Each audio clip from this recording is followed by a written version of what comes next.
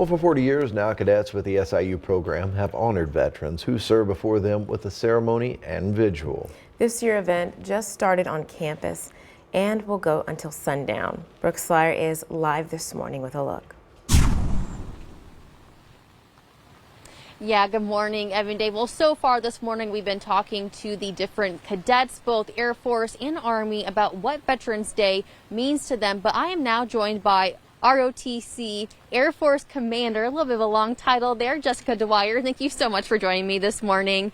Even though it is dark, it is early, and it is rainy out here. You guys are out here, rain or shine, and this ceremony vigil has just started right here at the flagpole beside us. So tell me a little bit about what the significance is.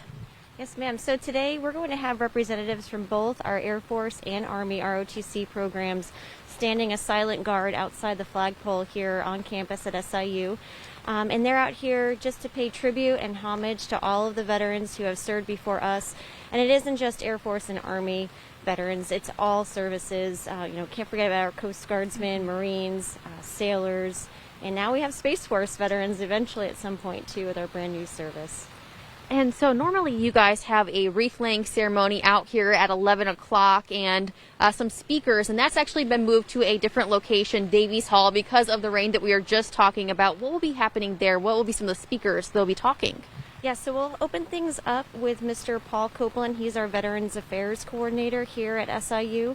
And also Mayor Henry is going to come today and have a Veterans Day proclamation. I think he's done that in the past, and we're real excited to have him back to support us. And our keynote will be Dr. Mira Kamaraju, and she's the SIU Provost. And this has always been an event where, the public is invited to come out, and see what you guys are doing right here on campus. So what does it mean to have that community support? You just mentioned the support from the mayor. Yes, ma'am. So we know that there are lots of veterans out there, and we don't want to forget about them. And we want to make sure that we created a space and a time where we could bring everybody together, say our thanks, more than just, once. It is more than once a year thing. It should be all the time. But we didn't want to make it an isolated ceremony just for us. We wear the uniform every day, but we want to make sure everybody out in the community has an opportunity to show their gratitude as well. Absolutely. Well, thank you so much for joining me this morning and speaking to me about this ceremony and vigil. And also thank you for your service as well.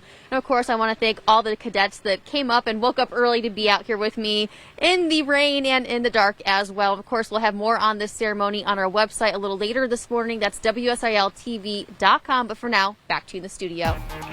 Heading out this morning, pack along the umbrella. It is a very soggy start to the day. You probably want to have a jacket handy as well, and maybe a windbreaker, as winds will really become pretty strong later on this afternoon. Weatherby given today's weather grade a C.